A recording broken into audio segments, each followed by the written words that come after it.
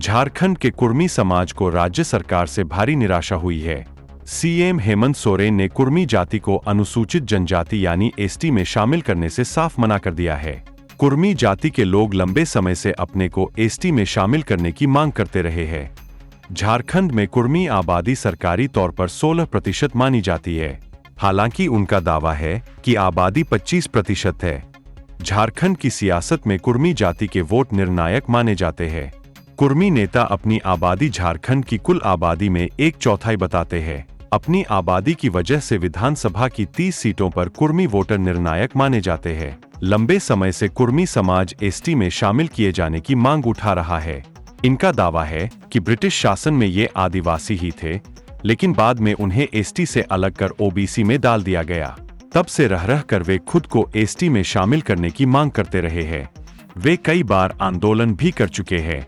पिछले ही साल पश्चिम बंगाल और झारखंड के कुर्मी बहुल इलाकों में कई दिनों तक कुर्मी लोगों ने रेल रोड रोको आंदोलन भी किया था। कुर्मी एसटी मान्यता मुद्दा विधानसभा के मॉनसून सत्र में आजसू विधायक लंबोदर महतो ने कुर्मी को एसटी में शामिल करने का मुद्दा उठाया। उन्होंने इस बारे में राज्य सरकार का रुख जानना चाहा। सरकार ने जो जवाब दिया, उससे कुर्मी समाज को भारी निराशा हुई है। सरकार की ओर से पहले मंत्री बैजनाथ राम ने कहा कि कुर्मी को एसटी में शामिल करने का कोई प्रस्ताव सरकार के पास विचाराधीन नहीं है। फिर हेमंत सोरेन ने जवाब दिया कि आदिवासी समाज को ही वे हक नहीं दिला पा रहे हैं, तो फिर और किसी जाति को कुर्मी में शामिल करने का सवाल ही नहीं उठता। झारखंड की राजनीति में दिखता के कुर्मियों का प्रभाव आजसू पार्टी का नेतृत्व करने वाले सुदेश महतो कुर्मी समाज से ही आते हैं। वे झारखंड के उप मुख्यमंत्री भी रह चुके हैं। उनकी पार्टी के विधायक कुर्मी वोटों के सहारे जीतते रहे हैं। इसके बावजूद कुर्मी समाज की एसटी में शामिल करने की मांग अब तक पूरी नहीं हो पाई। इसी समाज से एक और नेता जयराम महतो का लोकसभा चुनाव में उदय हुआ है। जयराम महतो ने झारखंडी भाषा खतियान संघर्ष समिति JBKSS का गठन किया है और इस बार विधानसभा चुनाव में अपनी दमदार उपस्थिति दर्ज कराने की घोषणा कर चुके हैं। JBKSS ने लोकसभा चुनाव में भी अपने उम्मीदवार उतारे थे। हालांकि तब उनकी पार्टी अस्तित्व में नहीं आई थी। वे खुद भी गिरिडीह से लोकसभा के उम्मीदवार थे और वोट हासिल करने के मामले में दूसरे नंबर पर रहे।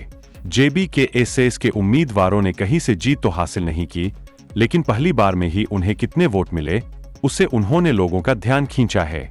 झारखंड की राजनीति में स्थापित पार्टियों के लिए जयराम महतो चिंता का कारण तो बन ही गए हैं। सबसे अधिक चिंता आजसू प्रमुख सुदेश महतो को है, इसलिए कि अभी तक वे अपने को कुर्मी नेता के रूप में प्रोजेक्ट कर रहे थे। आदिम जनजाति का मिला हुआ था दर्जा कुर्मी विकास मोर्चा की दलील है कि 1931 से पहले कुर्मी को प्रिमिटिव ट्राइब का दर्जा मिला हुआ था। प्रिमिटिव ट्राइब में 13 जनजातियों को शामिल किया गया था। 1950 के गजट में कुर्मी को प्रिमिटिव ट्राइब की सूची से बाहर कर दिया गया। अन्य 12 जनजातियों यथावत रहीं। कुर्मी समाज ने सिर्फ सड़क पर ही एसटी दर्जा के लिए आवेदन नहीं किया, बल्कि यह मामला झारखंड हाईकोर्ट में भी पहुंचा था। तब हाईकोर्ट ने कहा कि इस मामले पर विस्तार से स्टडी करने की जरूरत है। जवाहरलाल नेहरू के पीएम रहते भी यह मामला संसद में उठा था। तत्कालीन सांसद हृदय नाथ कुजूर ने यह मुद्दा उठाया था।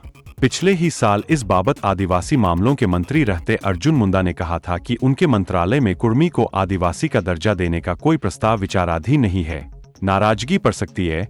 महंगी हेमंत सोरेन सरकार के पल्ला झाड़ लेने के बाद इतना तो तय है कि कुर्मी वोटर JMM से नाराज ही होंगे। भाजपा के प्रति कुर्मी समाज की नाराजगी इस बार लोकसभा चुनाव में दिख चुकी है। कुर्मी समाज के नाम पर राजनीति करने वाली पार्टी आजसू के प्रमुख सुदेश महतो से कुर्मी वोटरों की नाराजगी कम नहीं होगी, क्योंकि सत्ता में रहकर भी वे अपने समाज की इस मांग को पूरा कराने में असफल रहे हैं। अब इस समाज के वोटरों को जयराम महतो से ही उम्मीद दिखती है। जयराम को लोकसभा चुनाव में जैसा समर्थन मिला है, उसमें कुर्मी वोटरों की बड़ी भूमिका है।